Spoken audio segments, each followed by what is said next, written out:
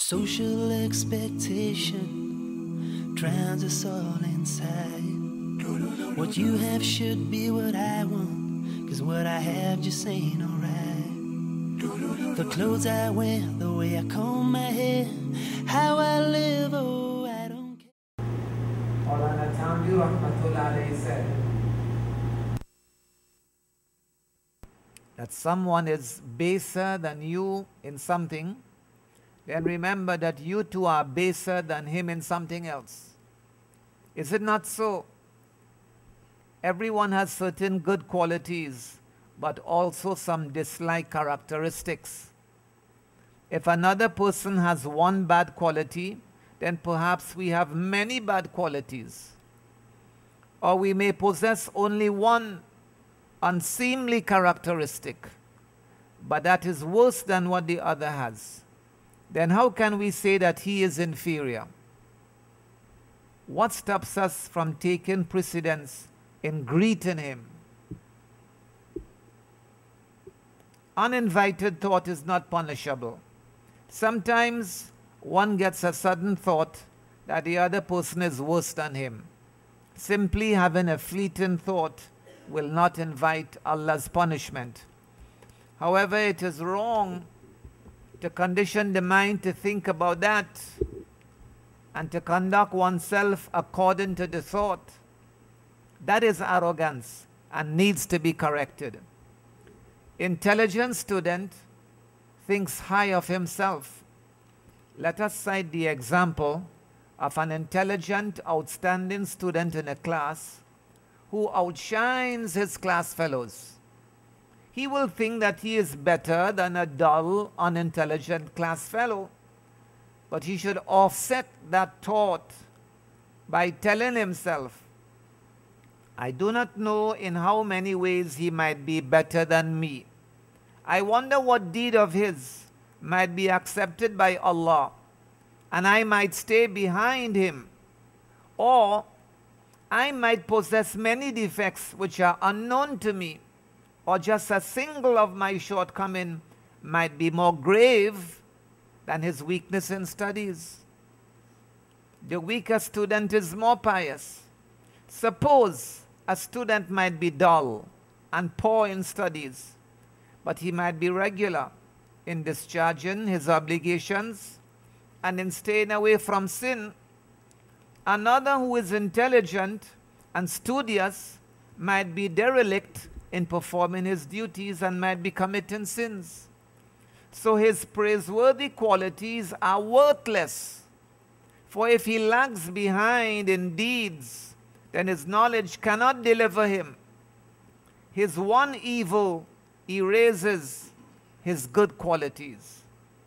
To lag behind in deen is the real evil. Nowadays, people do not regard religious shortcoming a bad thing, though this indeed is the real bad thing. A man introduced his son to me, said Mufti Taqi Usmani Damad Barakatum. He introduced his son to me saying, he's a very intelligent and was an extraordinary student. Now, he has a job with a certain company in a foreign country where his employers and co-workers regard him very highly.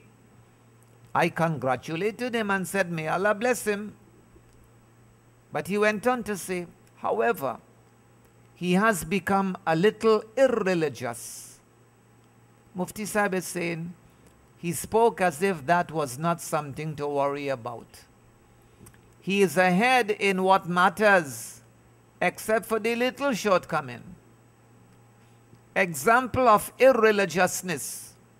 I gave him the example of a doctor whom the villagers had invited to examine their ailing mate and companion. The doctor reported that the man was okay from head to toe. He's okay from head to toe. All his limbs being sound. But you know what? Only his soul was no longer in his body. I told that man that this example suited his son in every way. Everything is okay with him. But only he has lost his soul, he has lost his deen, his religion. In fact, a shortcoming in religion or the evil habit of bad deeds is graver than all defects. Hence, we might be worse than the person we consider to be inferior. The downtrodden would be approved. Granted, you have fewer defects than the other man, but how can you say who is approved in the sight of Allah? You may have fewer defects, the other person might have more. Okay, if that is taken, if that is granted. Sometimes those people who seem to be simple to us, they are very esteemed in the sight of Allah, but yet they look simple to us. In other words, majhulun fil ard. They are unknown in the land, but ma'rufun fis sama, known in the heavens. The Nabi sallallahu alayhi wasallam said, Robba ash'ath, many a person who has disheveled hair and covered with dust. Robba ash'ath, madfu'um bil abwab. He might be turned away by people from their doors. He is madfu, shoved off and pushed away and turned away from the doors. Robba ash'ath, madfu'un bil abwab. But that same person, law aqsama, if he were to take an oath in the name of Allah, law aqsama ala Allah, la abarrahu, then Allah would fulfill that oath. Allah will fulfill what he says, hadith of Muslim Sharif. He may be insignificant to men, yani majhulun fil ard, but Allah holds him in high esteem and does not let him down when he says and takes an oath that something will happen. Allah doesn't let him down. Allah makes that happen. Higher ranks in Jannah. The hadith says about those people who will enjoy higher ranks in Jannah. Alladhina idha gabu lam yaftaqidu. They are those people when they are absent, they are not missed. Alladhina idha gabu lam yaftaqidu. Those when they are absent, they are not missed. Ibn Majah, hadith of Ibn Majah. No one will bother to look out for them or ask where they are. If a person was a regular worshipper in the masjid, and does not come on one day, then no other worshipper will inquire about him. If these people, these are the same people, if they make a proposal for marriage, they will not be accepted. Such people will get the highest ranks in Jannah. Who knows? The Rasul said, Alladina idha gabu, they are those people who seem simple.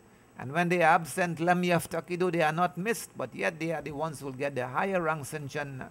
So only Allah knows who's the worth of every person. Do not judge by the visible. Hence, do not be deceived by anyone's apparent appearance. We do not know how he stands in the sight of Allah. Never consider any man to be inferior, and to look at a Muslim with disgust is a grave sin. It is haram to do that, just as it is haram to drink wine or to commit adultery.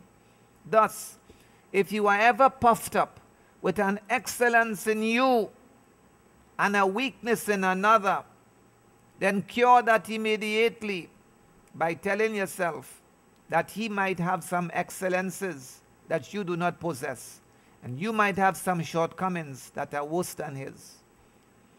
So when this is, anytime a person is puffed up with an excellence, if you are ever puffed up with an excellence in you, and you see some weakness in another person, cure that immediately by telling yourself that he might have some excellences that you don't possess, and you might have some shortcomings that are worse than his. This man might be held in high esteem by Allah. Those who earn Allah's wrath. There are those people who seem very dignified and respectable outwardly, yeah, but they may not have even the slightest of standing with Allah. No maqam with Allah at all. May Allah preserve all of us from being one of this category. Ameen. The Nabi sallallahu alayhi wasallam has said, those whom I detest and who will be farthest from me on the day of Qiyamah are they who speak too much, who speak sarcastically, and who are arrogant. Those whom I detest and who will be farthest from me on the day of Qiyamah are they who speak too much, who speak sarcastically, and who are arrogant. Tirmizi. They are the cream of the gatherings. They speak eloquently and are very well known. The common people like them and praise them as learned men who are the souls of meetings. But these people have the wrath of Allah on them. May Allah protect us from being among them. Pass no judgment. We know therefore that neither the apparent excellences nor the apparent demerits are standards in the sight of Allah to grant approval or disapproval. Man must not judge other people. Rather, he should always fear Allah and neither praise nor criticize anyone. Do not regard even a kafir, a disbeliever, as inferior. When a man becomes religious, he is very excited in the beginning and finds faults with every other person. He consigns everyone to Jahannam and only he would go to Jannah. This is a very dangerous way of thinking, for we must not even pass a final judgment on a disbeliever that he will go to Jahannam. Allah may cause him any moment to believe and he may have a change of heart. Do not say of a disbeliever that he will be in fire endlessly. Don't say that. Maulana Ashraf Ali Thanwi, rahmatullah alayhi, spoke of a very subtle matter. He said that if someone's outward conduct and speech resemble disbelief and kufr, then a mufti or a jurist must give a fatwa that these things are irreligious and disbelieving ideas, and he should be treated in the world as a kafir, as a disbeliever. However, the mufti should be very careful, and if the man has 99 indications of being a mu'min, if the man has 99 indications of being a kafir, a disbeliever, but one indication of a mu'min, a believer, then he should not be classified as a disbeliever at all. And this is how Imam Abu Hanifa used to operate.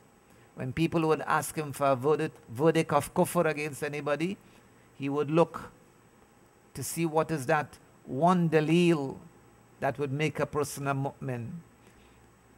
And even after passing judgment against him that he is a disbeliever, do not say that because of this disbelief he is worthy of staying in the fire endlessly. For indeed, outwardly, his conduct is disbelieving in character, but in private, his sayings might be interpreted in such a way that in the sight of Allah he might be exonerated. But outwardly his conduct is disbelieving in character, but in private his sayings might be interpreted in such a way that in the sight of Allah he might be exonerated. An example. Maulana Thanwi rahmatullah alayhi presented an example from Bukhari Sharif, Hadith of Bukhari, of a man of the ancient peoples. When he was dying, he gave deathbed instructions that his body should be burnt in fire and ashes should be thrown into the air when it blows very swiftly. He explained that he did not wish to come to Allah's hands, lest he, Allah, may punish him. So he doesn't want to come to Allah's hands, lest Allah may punish him for his sins, which were many. So his instructions were followed when he died. When he was brought to Allah, Rasulullah sallallahu alaihi wasallam is narrating the incident of the example of the man of ancient peoples. When he was brought to Allah, Allah said, first of all, he believed in my existence. Secondly, he feared me and knew that I could punish him. Because of these things, I forgive him. First of all, he believed in my existence, in my wujud, in my wahdaniyat. Secondly, he feared me and knew that I could punish him. Because of these things, I forgive him. Forgiven in spite of outward disbelief. So on the face of it, his instructions implied kufr, disbelief. For he said that he would not get into Allah's hands if his ashes were scattered by the breeze. This means that he denied Allah's powers to be able to collect the ashes and resurrect him. But since the underlying motive was fear of Allah, Allah forgave him. Hence Maulana Tanvi Rahmatullah alayhi said that if a man commits an act of kufr, then the mufti should issue a fatwa of kufr against him, but not of being consigned to the fire forever. Leave that to Allah. Allah knows best. Another example, Mansur Hallaj. Mansur Hallaj, who is known to have said, Anal Haq, and the story is very famous. He said, Anal Haq, I am Al Haq, I am the truth. I am the truth, and Al Haq is the name of Allah. He was a disciple of Junaid Baghdadi, Rahmatullah alayhi, the great Sheikh Junaid Baghdadi. He might even have been his Khalifa also too. When Mansur Hallaj, when he said, Anal Haq, I am the Haq, I am the truth, it was obviously an expression of kufr outwardly.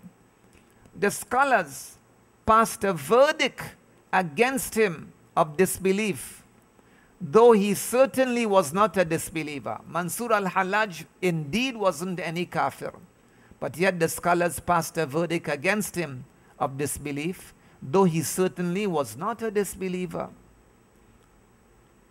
He wasn't a disbeliever internally. That was a certain height, and there was a type of ecstatic feelings he had, and a voice was speaking through him. He did not have even an inkling of disbelief.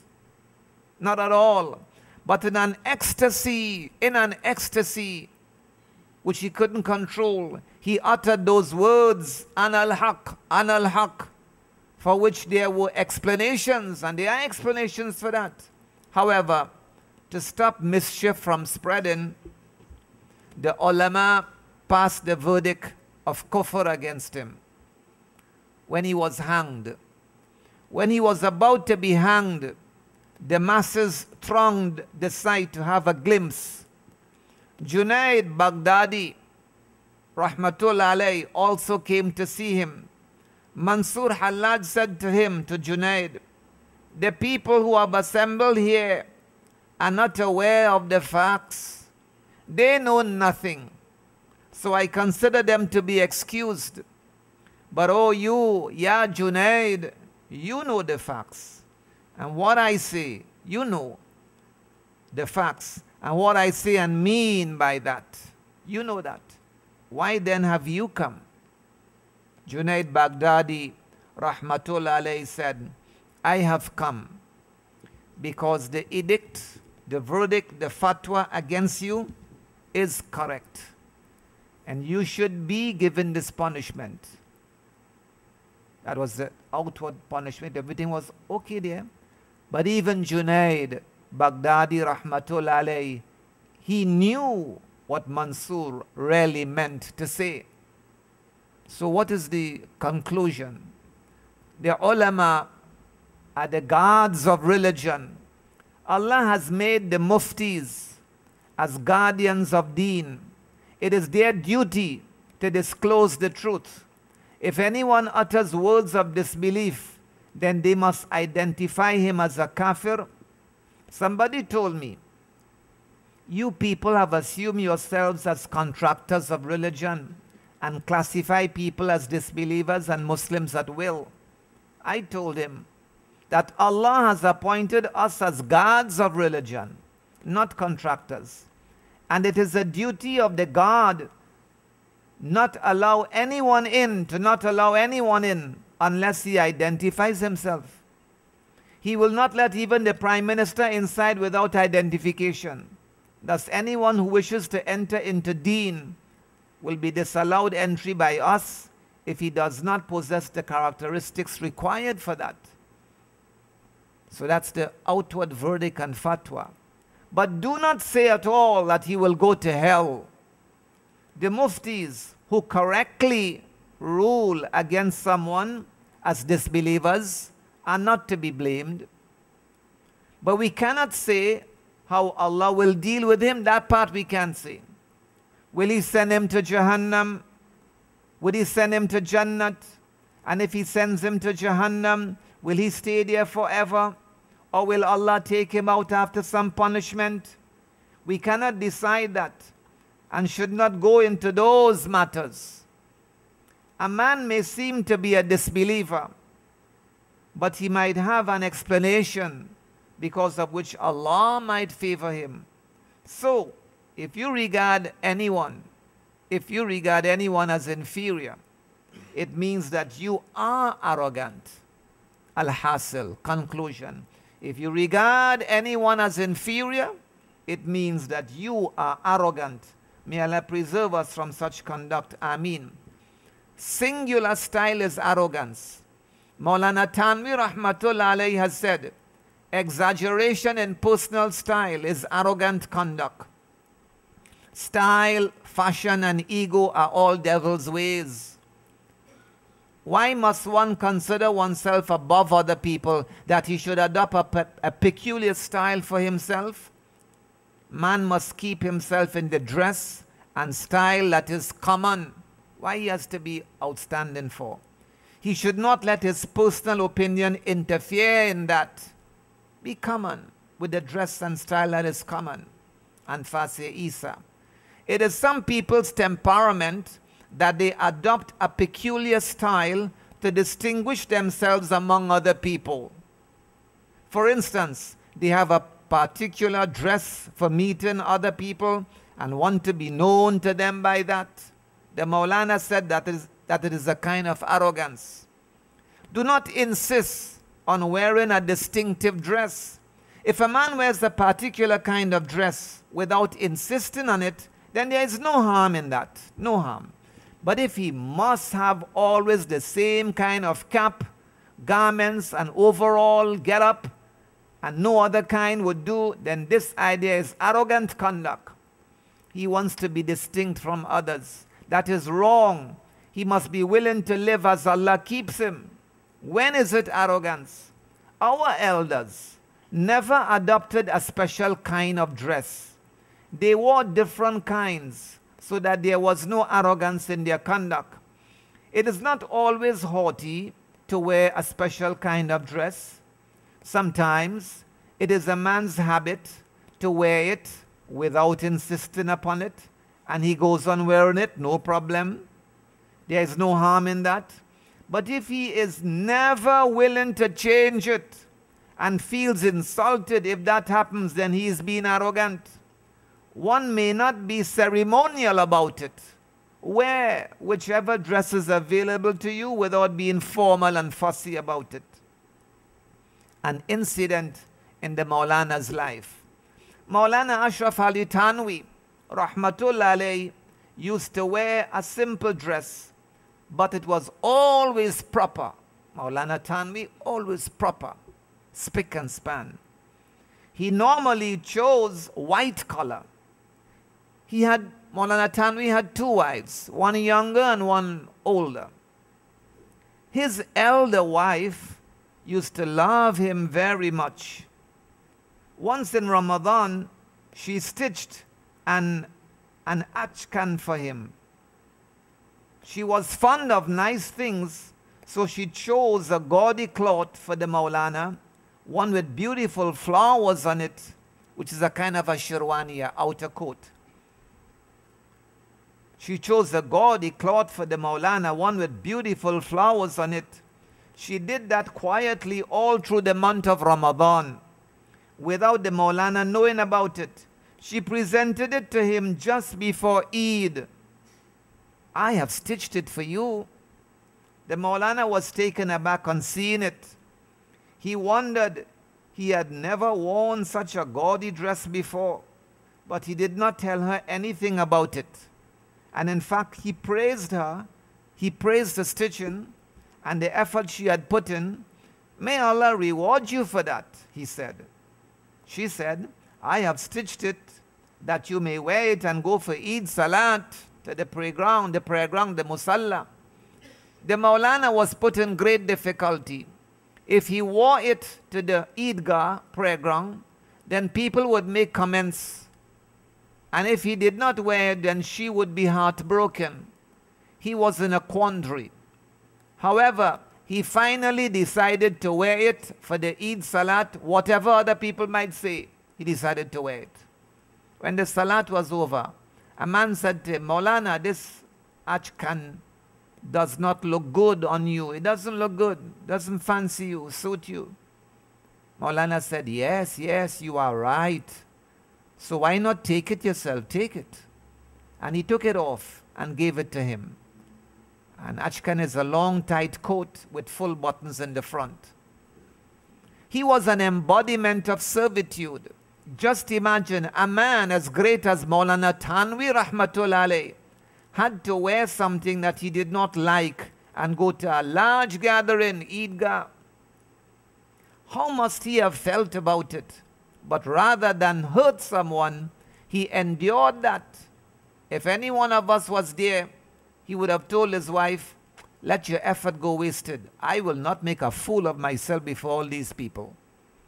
However, since the Maulana had subdued his nafs, his soul for Allah, given himself up and made himself a personification of servitude, it made no difference to him whether he wore ordinary clothes or bright, shiny ones, no difference. Anyway, one should not bind oneself to a particular style, nor insist on that till he becomes a slave of it. Spiritual cure for arrogance.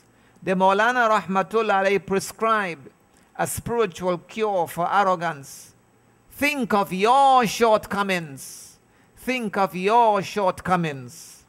Tell yourself that you have a firm knowledge of your shortcomings, while only a dhan, a presumption of the shortcomings of other people.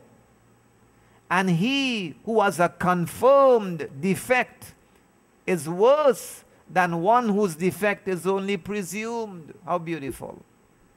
Hence, you should think of yourself as inferior to others and fase Isa. Cure and remedy, take it again. Think of your shortcomings. Tell yourself that you have a firm knowledge of your shortcomings, while only a presumption and dhan of the shortcomings of other people. And he who has a confirmed defect is worse than one whose defect is only presumed. Hence, you should think of yourself as inferior to others. Commentary of this. A man is sure of his defects always, always. There's no doubt in that. But his knowledge of defects in other people will be presumed always, even if that is a strong presumption. Obviously, a defect that is known definitely is worse than one that is presumed. The arrogant person should therefore tell himself that he is worse off than the other, because his own defects are definitely there. They are there, and he should consider himself inferior to the other. A practical cure. The practical cure for it is to respect and honor him whom you consider lower than you. This practical cure is a necessary ingredient without which the spiritual cure will not work. Only then will arrogance be cured. Mufti Sahib says, you have a poor opinion of the other person. You have a poor opinion of the other person. So if you meet him, what's the cure for that? If you meet him respectfully and treat him honorably, then your arrogance will be removed. The Maulana once prescribed to a man who wrote a letter to him that he prescribed to him that he should massage the feet of the travelers to remove his haughtiness. Graces of the elders differ. Our elders had different and peculiar manners. Maulana Tanwi, rahmatullah alayhi, was a well-dressed man. He wore clean and nice garments, well-dressed. As someone had remarked, Maulana Tanwi was always like a bridegroom. Always like a bridegroom. That was his style. On the other hand, Maulana Mahmudul Hassan, Sheikhul Hind, the Sheikh of India, had given himself up to a greater degree and never bothered much on how he dressed. He wore a pajama, a tahban, a lungi, etc. And often he was not recognized because of this simplicity. Humility of the Sheikhul Hind. It was the practice at the place of Sheikhul Hind, Maulana Mahmudul Hassan, the great Sheikh of India. It was his practice in Ramadan to keep themselves occupied in Taraweeh all night. They offered the 20 rakat throughout the night, and they recited 10 parts, 10 juz of the Quran therein. Thus, they finished reading the Quran from cover to cover every 3 days. Different Hufaz led the Salat. Maulana Fakhruddin was one of them. He was often chosen to lead the Salat. One day he was unwell and unable to lead the Salat. That day they had a shortened Taraweeh. The Sheikhul Hind stood up to offer Nafil Salat by himself instead. Maulana Fakhruddin went and lied down in a room adjacent to the masjid. He went and lied down in a room adjacent to the masjid. Late in the night, he realized that someone was pressing down his legs. He thought perhaps a student might have decided to be of service to him, and since he found that comforting, he did not move to see who that was. After some time, he turned to find the Sheikhul Hind himself pressing his legs. This caused him surprise and shyness. He exclaimed, "No, no, don't do that. Don't do that, Maulana." "What's wrong with that?" said the Maulana. "You are unwell, so I may as well." The fact is that he was a teacher of Maulana Fakhruddin, but yet look at his humility and disposition. This is why Darul Uloom, Deoband, is well known, and the elders of that institute are famous. They rehearse the times of the Sahaba.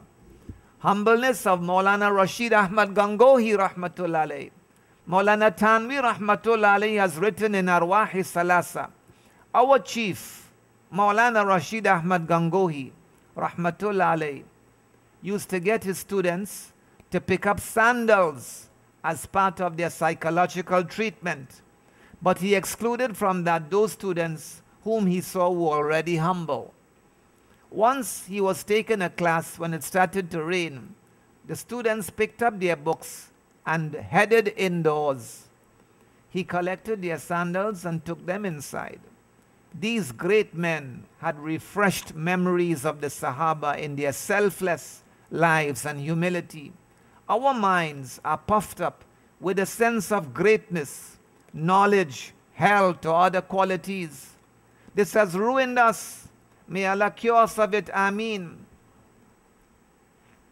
Arrogance, and as we come to it, as we come to the end of today's session, listen to these beautiful words.